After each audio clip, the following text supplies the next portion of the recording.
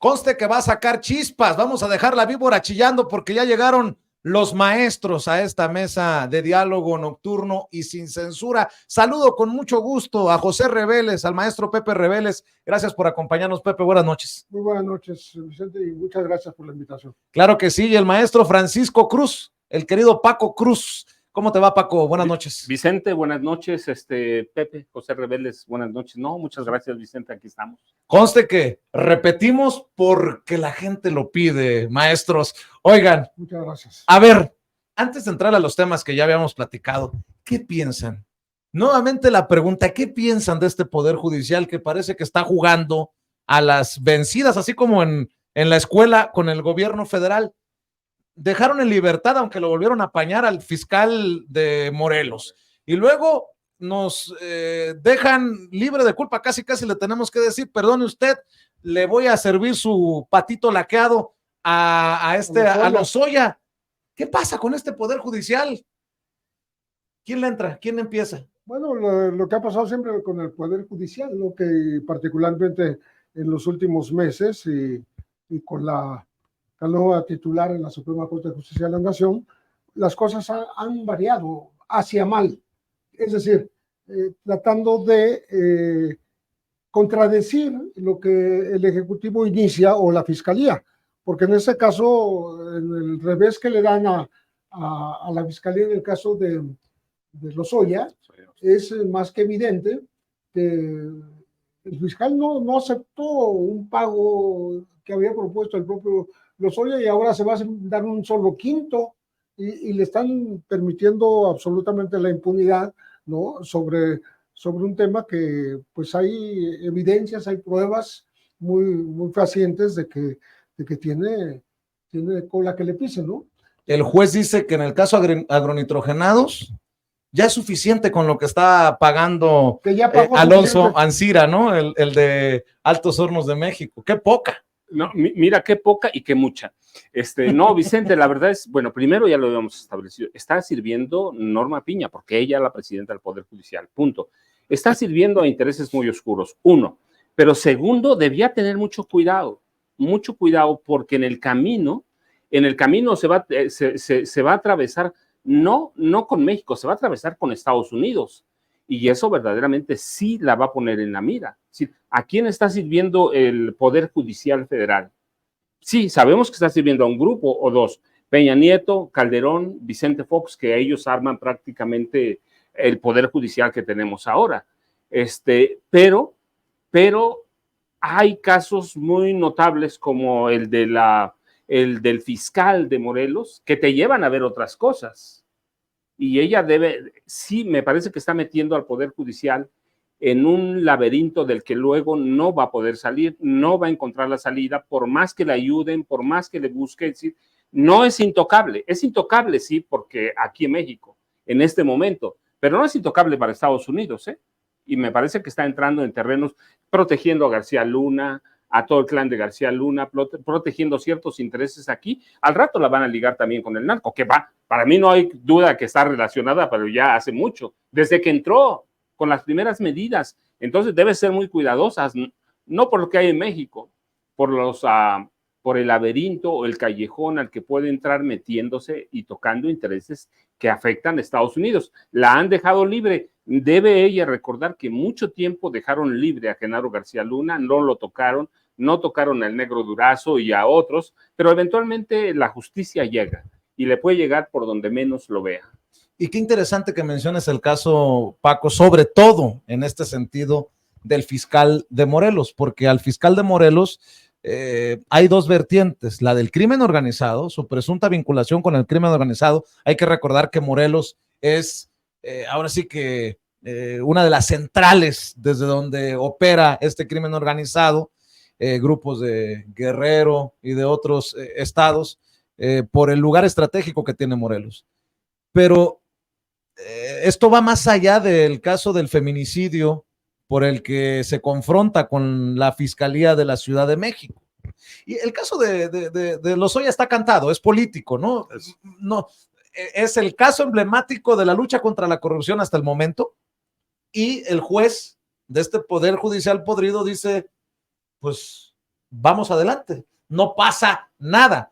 Eso lo entiendo como una cuestión política, pero lo otro sí puede convertirse en un laberinto y sin salida, Pepe. Sí, le están dando la razón desde un principio a quienes defienden la autonomía, entre comillas, de Morelos desde el punto de vista judicial, porque la acusación provino más de la Ciudad de México, más de la Fiscalía de la capital del país, y lo que quieren es dejar claro que no se puede meter en otro estado, para que no ocurra en cualquier otra entidad, ¿no? Lo mismo que le hicieron a García Cabeza de Vaca, ¿lo recuerdas?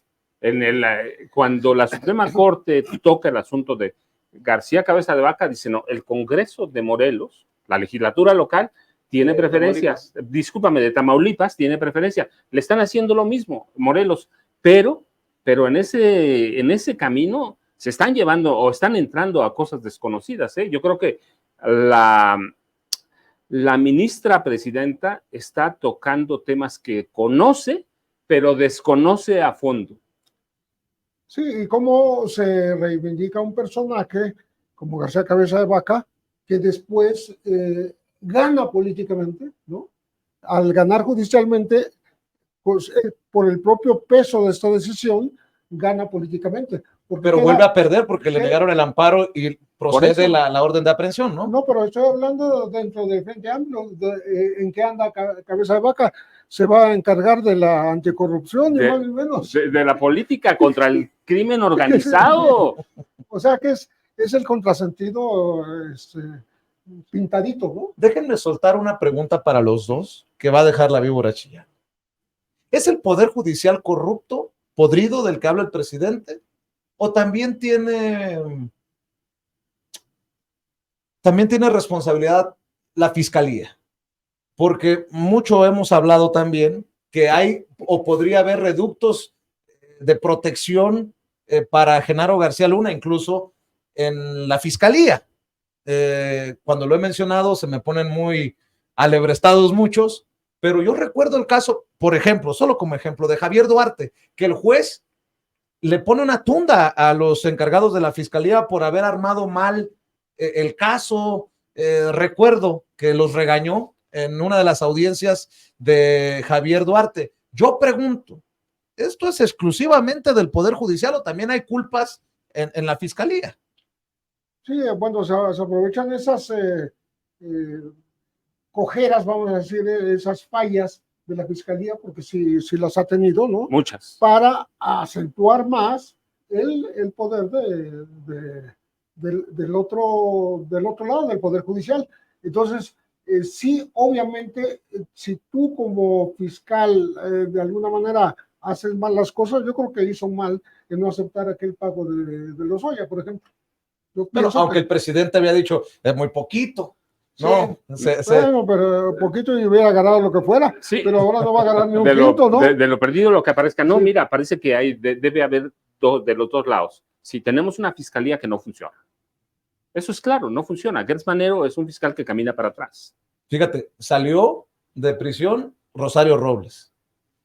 Están dejando libre de culpas del caso agronitrogenado, no de Odebrecht, del caso agronitrogenados a Lozoya. Emilio Lozoya. Sí. Luego dices tú, ¿y para dónde? En algo mucho más serio, cuando la Fiscalía General de la República se atreve a contradecir a la Fiscalía del caso Ayotzinapa y deja de ejecutar órdenes de aprehensión que ya se renovaron. Sí. Pero en su momento actuó en contra de esa. Hubo choque. No, mira, es que sí, eso es bien interesante. Hay fallas en el sistema de procuración, de investigación a través del Ministerio Público, que es la Fiscalía General de la República. Sí, eso es histórico, pero si analizamos bien cada uno de los casos, no, los jueces tienen otros intereses, y agarran, no es este caso, hay infinidad de casos, incluso civiles, en los que tú lo ves, los jueces en este país son intocables, son inapelables, son los únicos, mira, hay que verlo, vas a un juzgado civil, encontrarle algo a un juez incluso si lo denuncias en la judicatura, es complicadísimo porque todo va a recaer en el secretario de acuerdos o la secretaria de acuerdos. Ellos tienen la responsabilidad y el juez es inatacable, inapelable y solo puede ser castigado por la Judicatura Federal, que es otro rollo. Entonces son las dos cosas. Una fiscalía que trabaja mal, pero que es histórico. Y segundo, un poder judicial que se ha corrompido, pero desde que lo renovó Zedillo. Sí, cuando Zedillo presentó en 94 su iniciativa de ley para renovar el poder judicial, lo que hizo en realidad fue empeorarlo. Solo se procuró un poder judicial que se deshiciera del salinismo. Y eso hizo, y los demás los dejó corromper igual. Así que son los dos casos, son las dos cosas. Y qué interesante también, esto está muy fuerte, porque en este juego político de este poder judicial contra el presidente que los confronta, hay casos muy relevantes del narcotráfico. Está el caso de Caro Quintero, que tendrán que definir si procede o no procede la extradición. Habrán que definir la extradición del Chapito. Del Chapito también, de Ovidio. De Ovidio. Y ahora nos estamos enterando que hubo una operación Paisano en donde la DEA participó para capturarlo. Sí, eso acaba de salir en el contexto de los dos informantes de la DEA que mata el cártel de Sinaloa porque le pasaban información a la DEA y los mata hace 2 días. Entonces, ahí en ese contexto aparece que el mismo senador Langley menciona como una operación Paisano en donde Estados Unidos participó en la captura del Chapito. Estados Unidos está buscando juzgar a los Chapitos antes de tenerlos. Uno, porque todavía no se decide la extradición, y los otros porque no los han capturado. Pero de que va sobre ellos y va a ser su bandera, trofeo, en caso de que se dé. Si es que se logra dar, pero van a hacer todo lo posible por hacerlo. A los 4, no digo los 4 que están activos, porque digo, son más hijos del Chapo, pero Iván Archibaldo, Joaquín, Ovidio y me faltó uno, Alfredo, Jesús Alfredo. Entonces, al Chapito todavía no lo extraditan, pero ya le están acumulando cargos a través de informantes que están trabajando desde el 21. Por eso les digo que el Poder Judicial se va a enfrentar en su propio amarrarse los pies con la cola a situaciones como esta, que no son enchilame otra, ¿no? O sea, definir el futuro de estos personajes en esta politiquería en la que se han metido ellos solitos. Pues mira, yo digo que se ha metido en un laberinto, sí, por defender intereses políticos de grupos bien claritos, se está metiendo en otra cosa que sí conoce, porque los jueces conocen, pero desconoce todo el tamaño del monstruo. Sí, Norma Piña es a la presidenta del Poder Judicial, pero me parece que hay un poco de ingenuidad por servir a los grupos políticos que la llevaron al poder. Hay ingenuidad, está tomando decisiones que no debía tomar, y casos como el Chapito, casos como el de Caro Quintero, como el de la esposa de Genaro García Luna, de Linda Cristina, de Cárdenas Palomino, la van a meter en problemas en el futuro, o van a meter a todo el Poder Judicial, que además de pronto operan como una mafia. Esa es la realidad. Entonces hay que tener cuidado. Oigan, y antes de entrar a la lista de los más buscados, que a mí me sorprendió con lo que me dijeron antes de entrar aquí a esta mesa de diálogo nocturna y sin censura, ¿cómo ven a Xóchitl Gálvez? ¿Les pareció su estrategia de seguridad? No pendejos, no huevones y no rateros, dice. Y dije yo, ¿y no corruptos? Porque atrás de ella estaban todos, una bola de cabrones. Todos. Sí, justamente hay una caricatura en donde retrata eso que estás diciendo, porque dice, para alusiones personales, atrás están los 3 dirigentes de los partidos. Que la apoyan. Entonces dice, ok, dijo eso, pero salpicó ahí cerca, ¿no? Y además fue muy desangelado. Frío, el acto en el Ángel. Opaco, sí, frío, mira, todo. Pero qué tontería del frente, ¿no? El presidente está entregando su 5º informe de gobierno. Tendrían datos para debatir, para refutar, y le apuestan al circo. No, Sí, no, o sea, mira, me parece que ahí hay un error de concepción a ver, y hay un error de manejo político. Primero, tienes la entrega de la constancia como la futura candidata presidencial. Punto, ya. Es para que te luzcas, es para que armes un acarreo, pero impresionante, ¿verdad? Es tu presentación como candidata presidencial. Si no lo haces en un auditorio chiquito y ya. A donde sí, que lo veas lleno. Lo haces en el Ángel, no llenas. Después tomas el discurso de Andrés Manuel López Obrador, ¿sí? La esperanza, los pobres, pero con palabras de Vicente Fox, ni pendejos, ni huevones, ni rateros, y ahí tienes a los 3 rateros mayores atrás de ella. Entonces hay un error de concepción política y eso te muestra la ingenuidad y la falta de capacidad de Claudio X González, que es el que maneja todo eso, ¿no? A mí me parece que es eso, que llegan para atacar a López Obrador, pero en realidad retoman las políticas de López Obrador, pero con la incapacidad de Vicente Fox Quesada. es más, si me permiten, le voy a pedir al equipo de producción, Sigrid en los controles, mandé un extracto de la entrevista que le hizo Joaquín López Dóriga a Xóchitl Gálvez hoy, temprano, a ver si me lo puede rescatar el equipo de producción mientras platicamos, porque para Joaquín, para que vean la diferencia de opiniones, ¿no? El gran maestro, el teacher, López Dóriga le llama la candidata, o sea, según él es una chingonería al nivel de Vicente Fox, digo yo, pues al nivel de Vicente Fox, ¿qué análisis avienta López Dóriga, no? Sí, sin la época de Vicente Fox. Vicente Fox fue una sorpresa porque todo el mundo esperaba un cambio. Bueno, había la necesidad de la transición, ¿no? Esa. De hecho, Zedillo yo creo que contribuyó a que eso ocurriera. Él puso todo de modo que ganara Vicente Fox también. Eso hay que reconocerlo. Y Fox, pues, obedeció a la esperanza de muchos mexicanos, muchos jóvenes que no tenían la menor idea del pasado, dijeron, pues, que venga el cambio y que se acabe el PRI. Y vámonos, y sobre todo con las promesas de ajustar cuentas con un pasado represor, autoritario, etcétera, que hizo Vicente Fox, sí, que luego no cumplió. Pero en el momento funcionó la promesa. Pero ahora, ¿cómo la haces funcionar? Ya no funciona.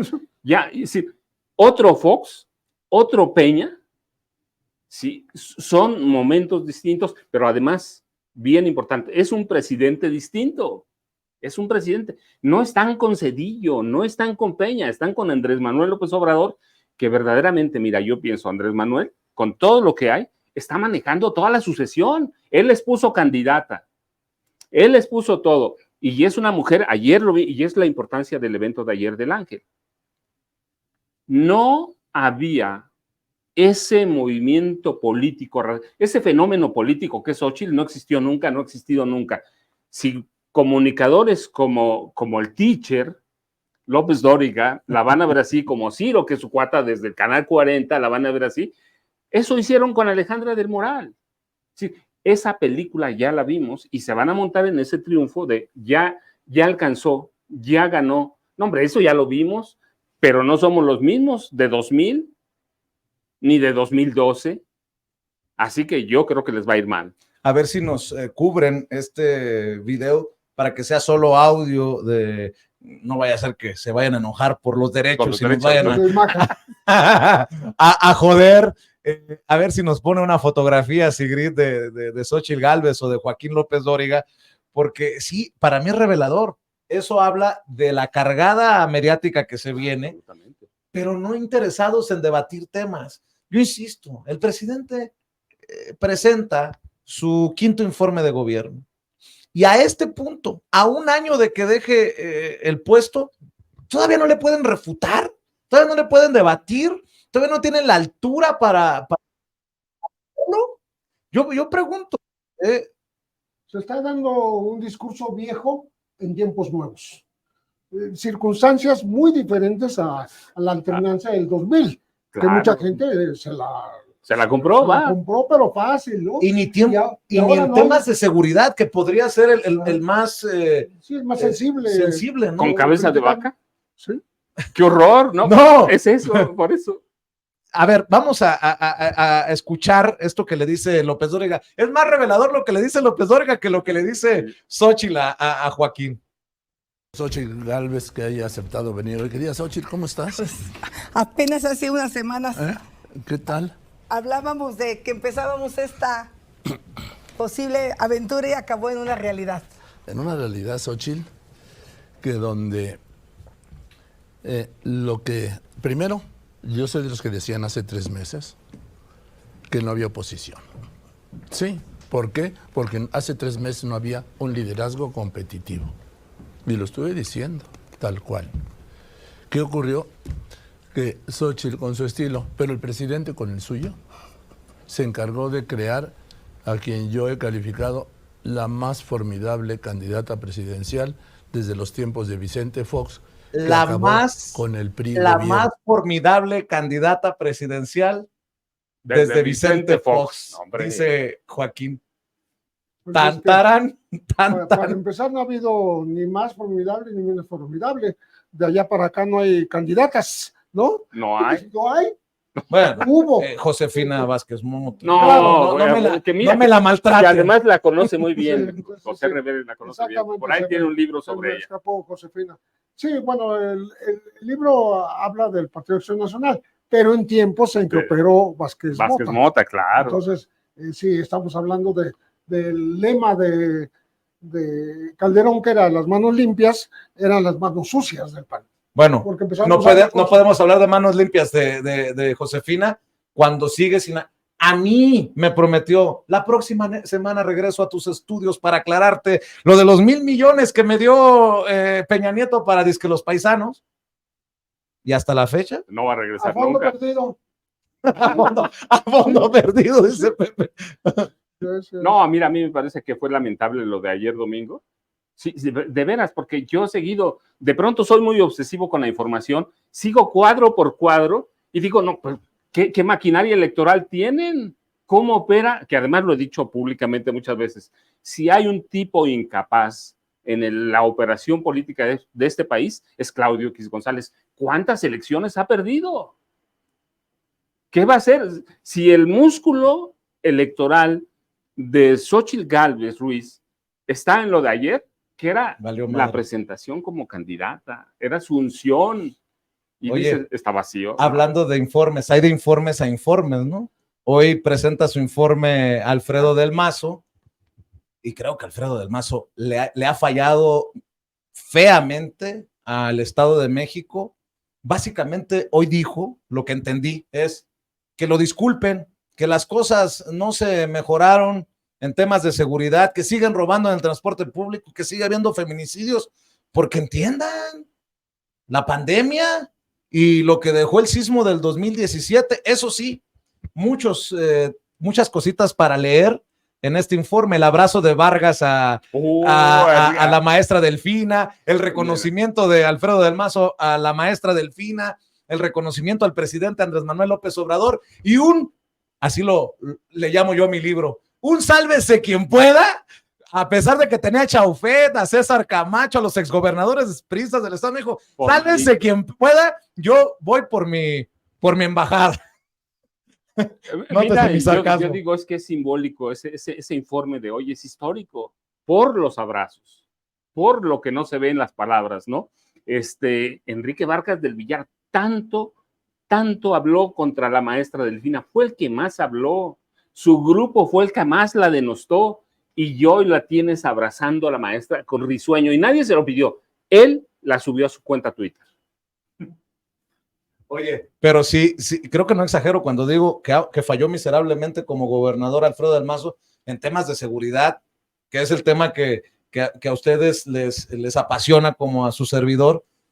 Quedó muy mal el Estado de México, el crimen organizado metido hasta la médula, los feminicidios tienen al Estado de México como una de las capitales de feminicidios, y el robo en el transporte público, un desastre, Pepe. Sí, parte de la pérdida que sufrieron con Delfina tiene que ver con eso, porque no solucionaron los problemas. Que ahora lo reconozca el gobernador, pues es un reconocimiento después de una derrota histórica, ¿no? Nunca había Así lo consideró histórico, ¿eh? Sí, porque nunca había perdido el PRI casi un siglo, y ahora, pues, ¿qué le queda? Más o menos enmendar un poquito el pasado, porque el presente ya no lo puede defender, ¿no? Entonces creo yo que la parte de la derrota del PRI en el Estado de México tiene que ver con su saldo desfavorable en el cumplimiento de sus obligaciones, ¿no? Estamos hablando del feminicidio, estamos hablando de la extorsión, de toda la cuestión del de corredor género, de drogas, claro. la toma de municipios por parte de la delincuencia organizada, en fin, una falla en la contención de la delincuencia que se filtra fácilmente y con mucha naturalidad hacia la Ciudad de México. Sí, no, mira, pero además es un gobernador ausente. Eso ha sido del Mazo. Por eso le llamamos muchos Gasparín, por un fantasma. Es un fantasma. Es un fantasma, pero además, mira, es que es bien curioso porque, primero, el grupo Atlacomulco, como su abuelo es uno de los fundadores, Alfredo del Mazo Vélez. Luego, con él desaparece, con un del Mazo. Su papá, en 1982, fue el primero que le abrió las puertas al cártel de Juárez para instalarse en Atlacomulco. Y ahora le abre prácticamente a todos. Bueno, y luego viene Montiel y Peña, que Peña controlaba el narcotráfico. Pero no hace nada. Yo lo he dicho, porque además están las estadísticas ahí, tiene el Estado de México entre 25,000 y 30,000 policías. Ningún gobernador del Estado de México quiso nunca aumentar el número de policías. La Ciudad de México tiene casi 100,000 para la mitad de los habitantes. Hay municipios del Estado de México, en Tierra Caliente, por ejemplo, donde no hay un policía. Ni uno solo. No hay. Hay policías municipales mal armados. Bueno, pues el 15 que asuma la maestra será el tema caliente, ¿no? El tema caliente, mira, yo digo el primer tema es cómo haces operar a la policía, cómo la reorganizas, porque el mismo día, por ejemplo, un lunes un policía está combatiendo la criminalidad en Cuautitlán Izcalli y 2 días después está en el sur, que son condiciones totalmente distintas, poblaciones distintas, geografías distintas. ¿Qué haces con eso? Yo tengo una curiosidad y me gustaría preguntarle a Paco, porque él conoce mucho más de esto.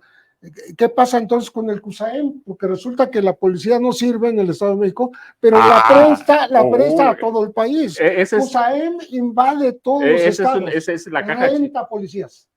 Qué feo se oye, no renta. No, es que es eso, es la caja chica. Es una empresa mitimita, o sea, es privada y es pública. Cuando les conviene es pública. Exacto. Y cuando no, pues venga para acá los tesoros, es que por años ha sido la caja chica de los gobernadores del PRI, de los secretarios de seguridad pública. Sí, ha sido la caja chica de todo mundo. El CUSAEM no funciona, pero lo tienes cuidando bancos, lo tienes cuidando en el aeropuerto. Sí. El CUSAEM es un negocio del que nadie sabe cuánto ingresa. Con disfraz de público. Con disfraz, claro. Jodido que la gente tenga que soportar el robo en el transporte público, en las combis.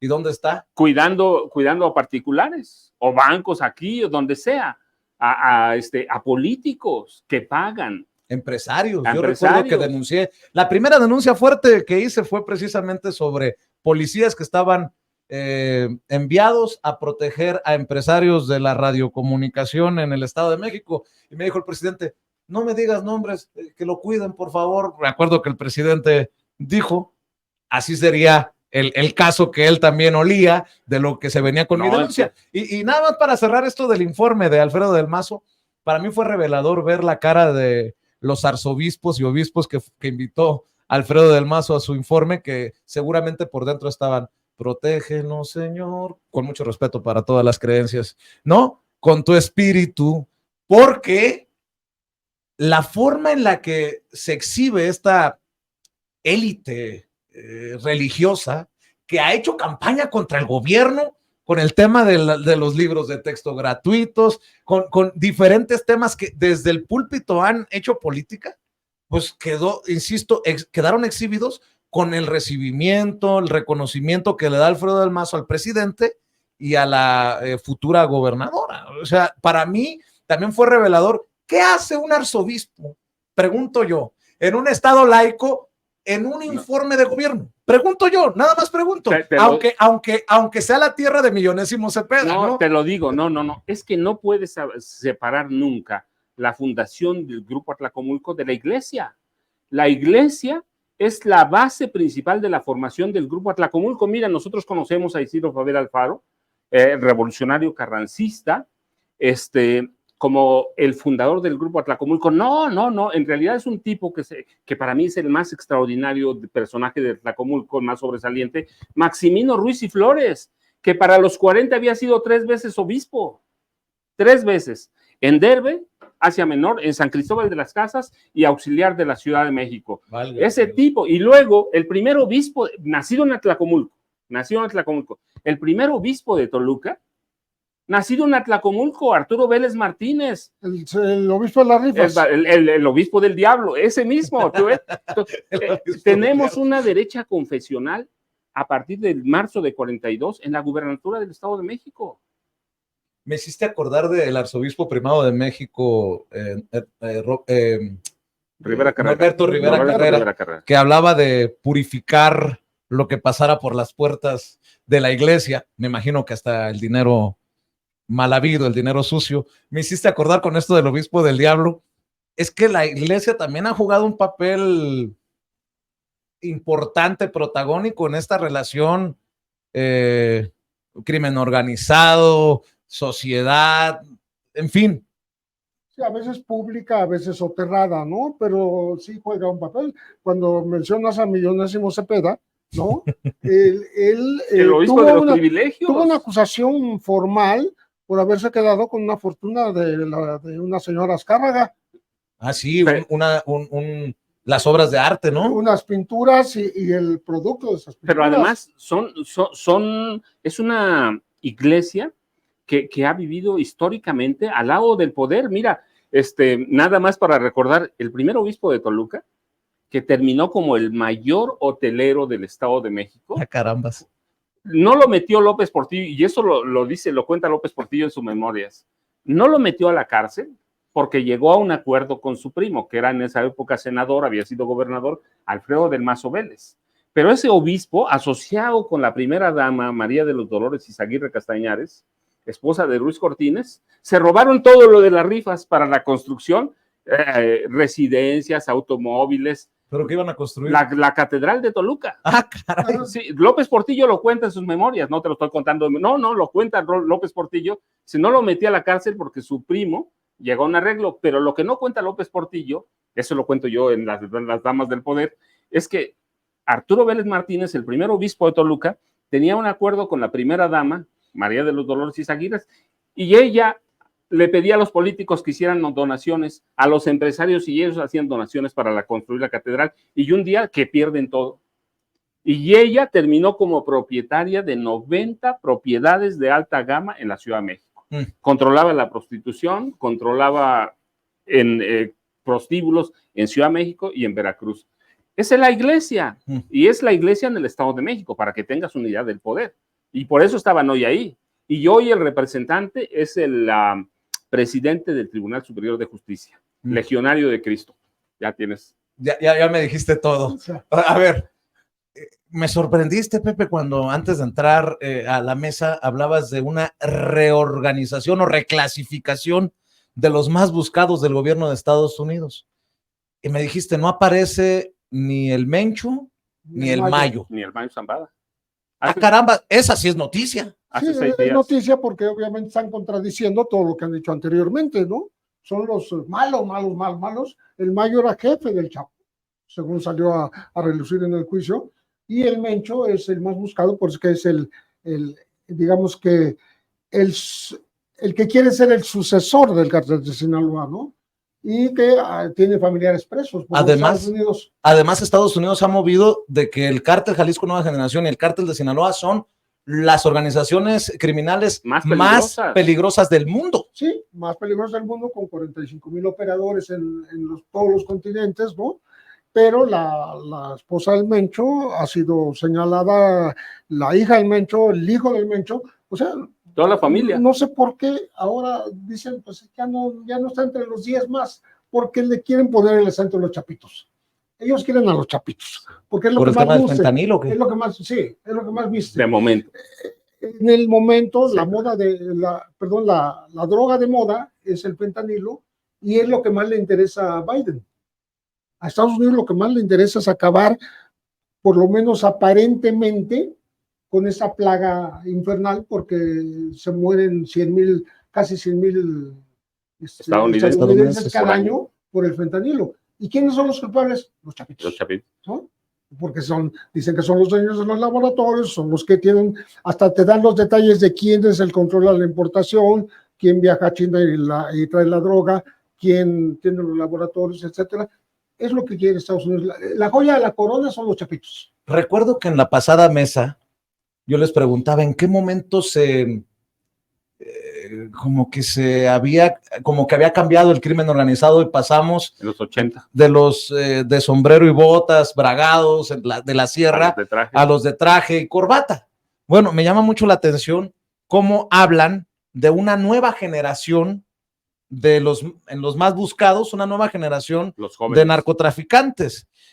Por ejemplo, sale el Mayo Zambada, sale Nemesio Ceguera, líderes del cártel de Sinaloa y de Jalisco Nueva Generación, respectivamente, y aparecen Iván Archibaldo Guzmán Salazar, hijo de Joaquín Guzmán, el Chapo Guzmán, conocido Iván Archibaldo como el Chapito. Chapito.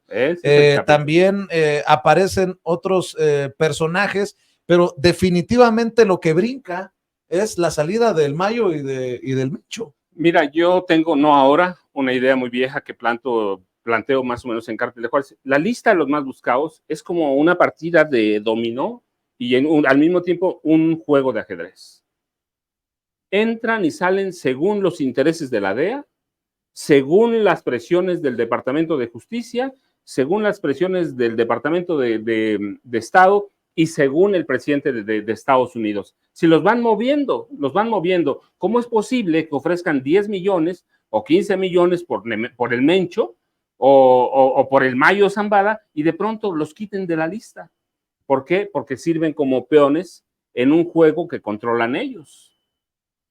Sí, lo que antes Estados Unidos llamaba llamaba certificación o desertificación de los países, ya no lo hace, porque ya en estos tiempos no se puede estar haciendo. Yo te condeno, tú no estás haciendo las cosas mal, tú la estás haciendo mal, tú la estás haciendo bien, y por tanto este año te perdono. No, en vez de eso tiene la lista de los más buscados. Y ahí sí señala a quienes pertenecen a México, por ejemplo, pero a su gusto, como dice Paco, ¿no?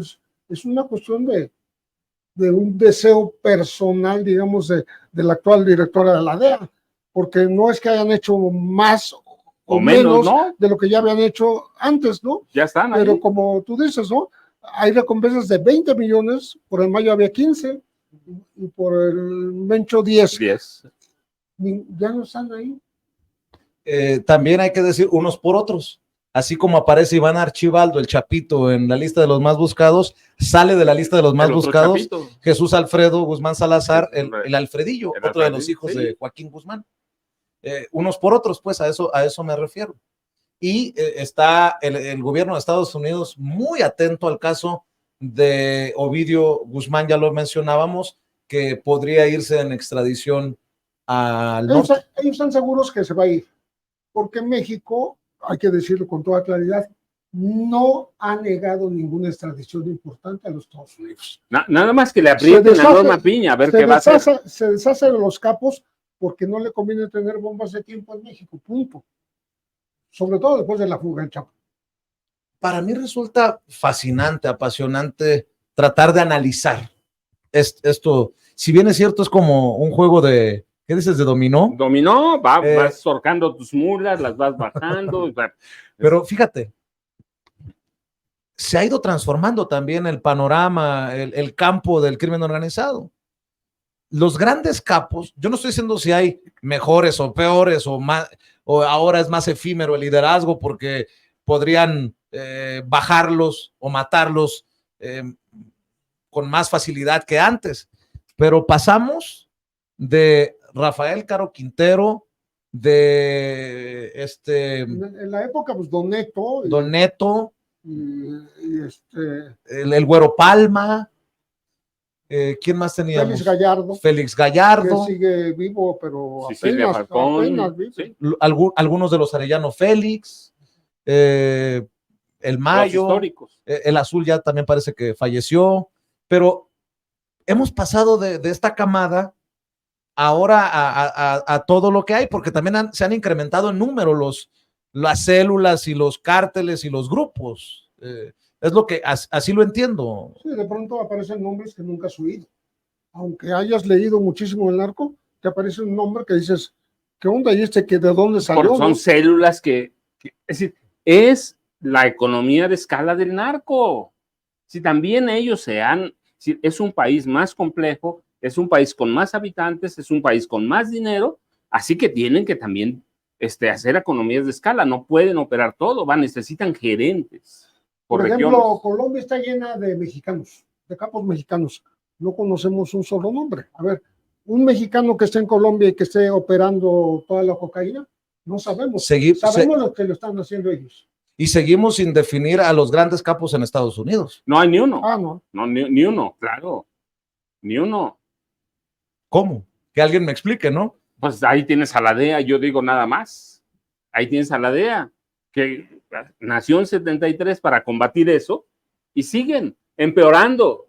Además, y hoy tienen el fentanilo. Sí, ¿y cómo te lo explicas? Pues por la DEA.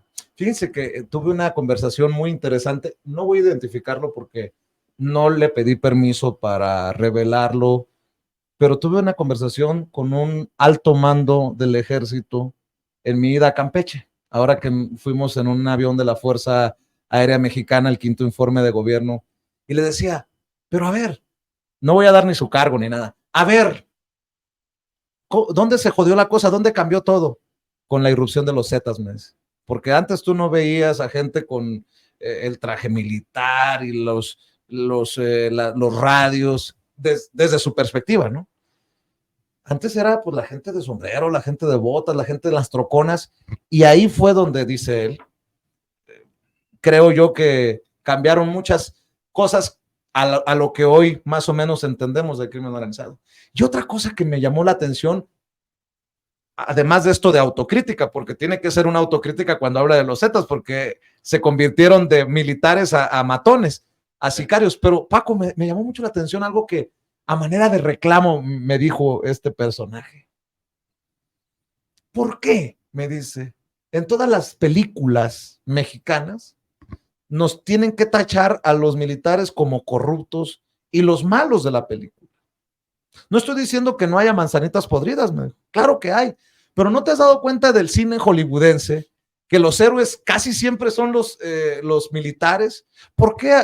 Ayúdame a entender esta cultura entre el cine mexicano y el cine. Y me pareció fascinante, me pareció muy interesante para analizar. ¿Cómo la ven ustedes? Pareciera un tema superfluo, pero no lo es, creo yo. No, si él te mencionó este personaje, el caso de los Zetas, está reconociendo la corrupción del ejército. Porque los Zetas, ¿qué son? Son soldados de élite entrenados por el Comando Sur, entrenados en otros países, en España y en Israel. Son gente que fueron GAFES, los grupos aerotransportados de fuerzas especiales, y GANFES, anfibios, ¿no?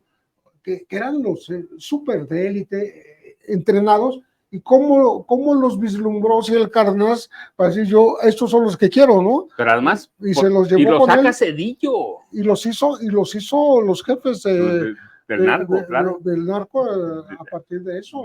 Pero del narco violento, los sanguinarios, porque estaban preparados en la Escuela de las Américas, estaban preparados para matar. Y con los caiviles. Los guatemaltecos, claro. Entonces, si hay un espacio en el que no acabamos de entender que Cedillo es fundamental para que el narco de hoy tenga la dimensión que tiene, porque él tiene dos misiones importantes. Una, se la encomienda a Genaro García Luna, las bandas de secuestradores. ¿Y qué hace García Luna? Crea cualquier cantidad de bandas de secuestradores. Y la otra, él saca los comandos Zulu, los gafes, y los Zulu cuando salen a la calle se acortan el nombre por Z y Josiel Cárdenas dice, estos son los buenos, y los corrompe. Cedillo lo saca sin una visión de lo que estaba pasando, sin entender cómo funcionaba el narco, solo por el temor a Carlos Salinas de Gortari, porque había en ese momento había señalamientos de que Raúl Salinas de Gortari y Raúl Salinas Lozano habían controlado parte del narco, y Cedillo lo saca sin entender cómo funciona. Hay poca gente que se recuerda esto.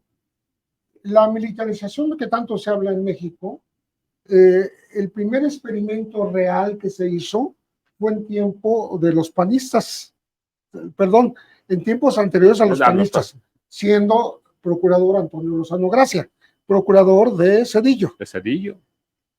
Ponen al procurador de justicia de Chihuahua, ponen a los jefes de grupo agentes, ponen a jueces militares. Todo esto en acuerdo con el presidente de la República, con Francisco Barrio. Y en esa época con Clemente Vega, que después sería secretario de la Defensa. Y ahí se hace el experimento militar, fracasado, pero se hace. En México se hace un experimento militar a finales de los 90s, ¿no? Entonces, uno piensa, ¿y por qué hacen este tipo de ensayos? ¿Con qué fin, no? Porque iban a poner, y nos dio la razón la historia, después iban a poner muy rápidamente a un procurador de la República, ¿sí? Ahí llegó el procurador con Fox. Fue más que evidente el ascenso de los militares al dominio del aparato judicial y represivo de los civiles, ¿no? Y si ahí sumas que históricamente parte del narco nace con coroneles del ejército, que lo puede seguir hasta Belardo L. Rodríguez, no, pues ya se amoló la cosa. Yo quiero regresar, si me permiten, en la recta final, a esto de la lista de los más buscados. Creo que también en el narcotráfico se mueve mucho los mensajes encriptados, la simbología. ¿No es esto un faltarle al respeto a los grandes capos por parte de las autoridades estadounidenses, picarles la cresta? No sé, pregunto, porque de un momento a otro decir que no es tan relevante, porque así lo entiendo yo en esta lista, ¿no? ¿Cómo lo aceptaría el Mayo o el Mencho de decir, oye, ¿cómo que me quitaron de la lista de los más buscados? Pues no, yo creo que ellos deberíamos de ser los más buscados, ¿no? Ellos encantados, ¿no? En esa medida hay una especie de regla de 2x3, ¿no? Que si eres muy mencionado por la DEA, por el gobierno de Estados Unidos, por el gobierno mexicano, aparece en los medios, etcétera, llega un momento en que eres capturado.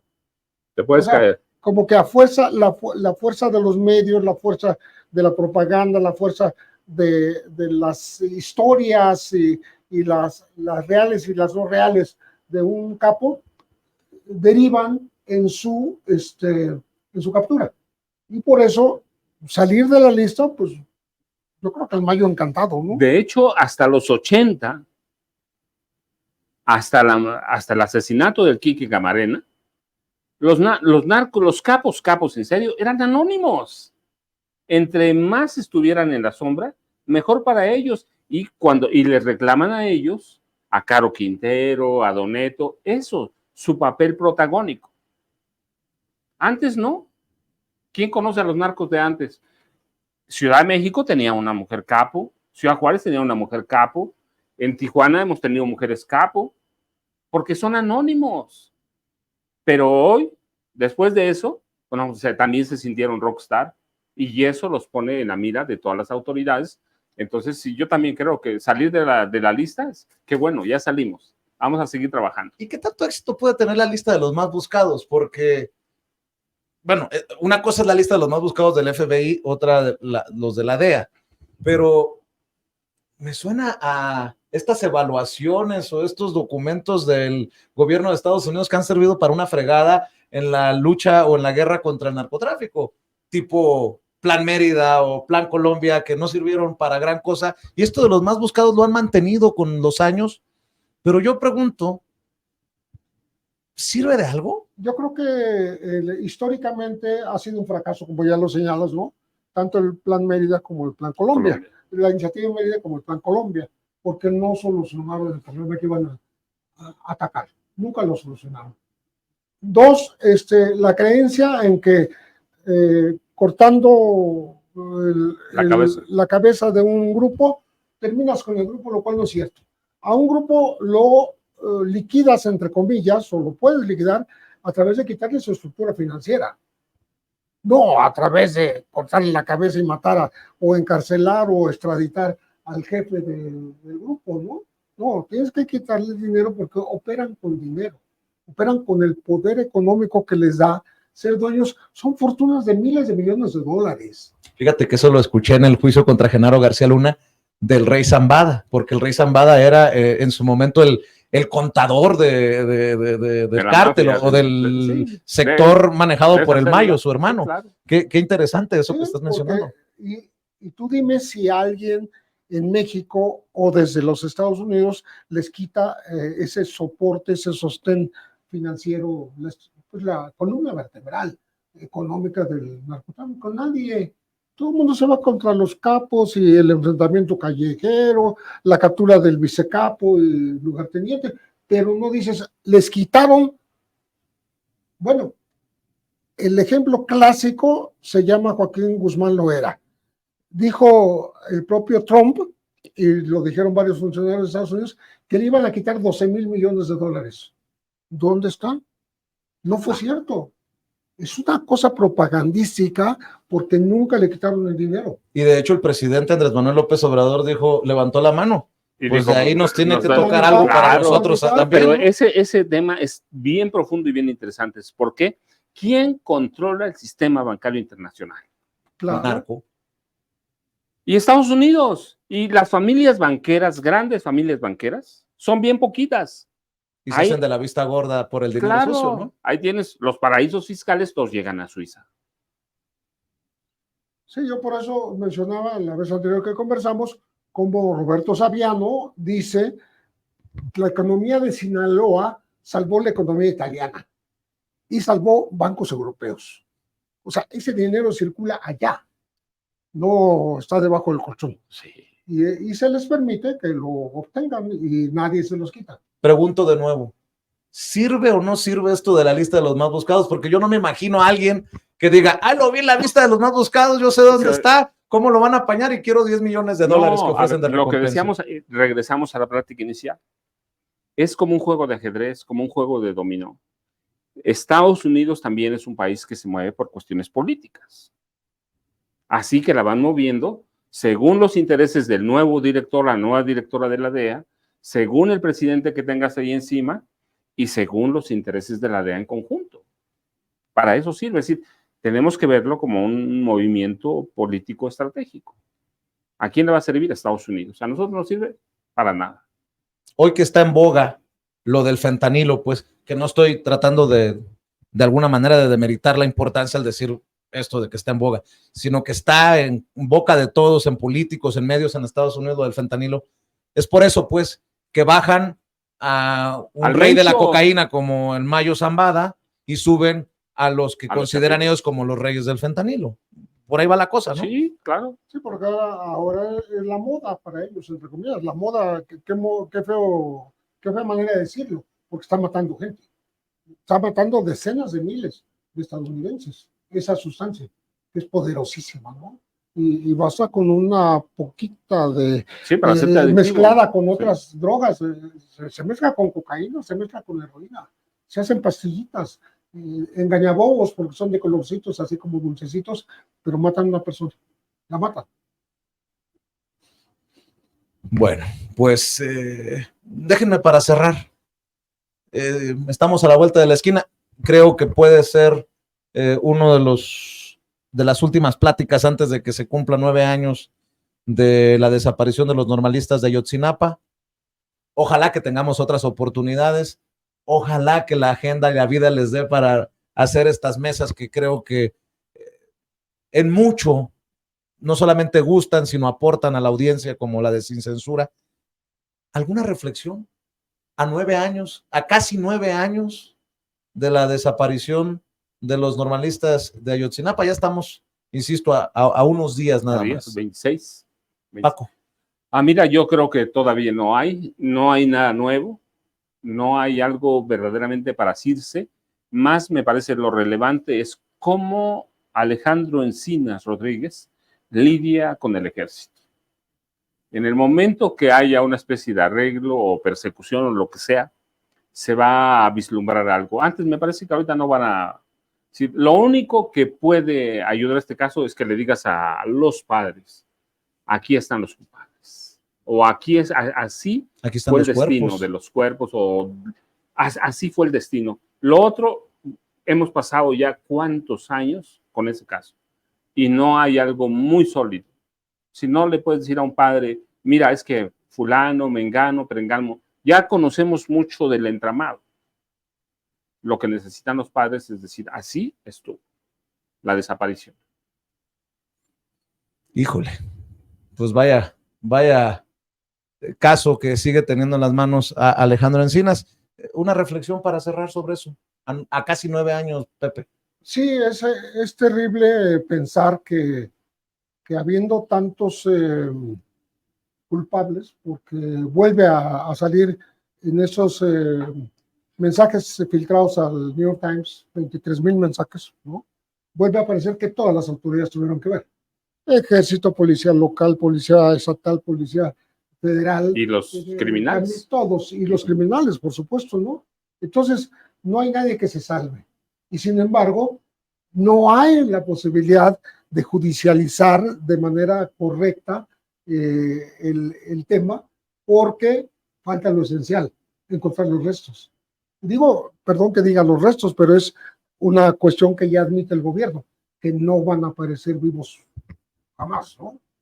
Y ahora vuelve a salir que utilizaron incluso un crematorio de una empresa particular para llevarse a algunos de ellos, ¿no? Pero que otros, dice un dirigente de la CRAC, hay un video que está circulando en este momento, donde dice, yo tengo 2 compañeros que van a declarar, ¿no? Porque saben dónde están los muchachos, o sea, los restantes, porque unos no están. Si están deshechos en un crematorio, no están. Es dificilísimo ubicar ese ADN, pero sí es posible a los que desenterraron y volvieron a enterrar. Y como decíamos hace un momento, todo el paquete se le está echando encima al responsable de la comisión, que es Alejandro Encinas, el subsecretario, y vemos por primera vez como un subsecretario de un gobierno es atacado por el ejército de ese mismo gobierno. Pues vaya caso, ¿no? No, es terrible. Más enredado no se puede. Y si me permiten invitar a todas las personas a que sigan buscando sus libros. Me imagino que muchos de tus libros están disponibles en librerías, ¿no, Pepe? Pues yo creo que está disponible 1 o 2, porque los libros, yo lo he comentado, son como los perecederos, ¿no? Como los jitomates y los aguacates, ¿no? Llega un momento en que los sacan de la estantería y los mandan al almacén, ¿no? Y adiós. ¿Cuáles estarán en circulación? Yo creo que Mirando a los ojos de la muerte es posible que echan la culpa a la heroína, y muy posiblemente, si acaso, es la Fer Cassés, el caso de Florence Cassés. De Florence Cassés. Y mi querido Paco, pues los tuyos, los más recientes, ¿no? No, el más reciente. Las Damas del Poder y García Luna, el Señor de la Muerte. Un mes tiene que salió justamente. Apenas un mes. O sea que se va a estar de segurito. Pues yo le voy a pedir a la audiencia de Sin Censura que los siga apoyando en redes, en los espacios en los que participan, en el trabajo que realizan, y ojalá que la vida, la agenda nos dé para seguir reuniéndonos en estas mesas. Creo que es importante para la audiencia de Sin Censura, lo han manifestado, escuchar a voces autorizadas como ustedes. 50 años. el raspón de volada, ¿no? 50 años en el periodismo, 47 años de Paco. Yo ya lo leía cuando era joven. Si les parece, nos vemos pronto en otra mesa. Muchísimo gusto. Seguro que sí, ¿Sí? seguro que sí. No, hombre, Gracias, placer. Paco. Gracias, Pepe. Los maestros, Paco Cruz y Pepe Reveles, José Reveles y Francisco Cruz, hablando con nosotros sin censura. Y como ya no es suficiente con vernos en vivo y en directo, le pido que nos respalde, compartiendo con familiares, amigos, contactos, a través de WhatsApp, de Facebook, de Twitter, por donde usted quiera esta conversación. Ahí están nuestras plataformas, nuestras cuentas en diferentes espacios y obviamente nuestros canales, nuestros 3 canales en YouTube, Sin Censura TV, Sin Censura Media y Sin Censura Presenta. Porque aquí se aplica lo de todos somos sin censura. Por su atención, muchas gracias. Y lo sigo leyendo sus comentarios en nuestros chats en vivo y en directo sobre esta mesa con los maestros Francisco Cruz y José Reveles. Por lo pronto, buenas noches y que Dios nos bendiga a todos.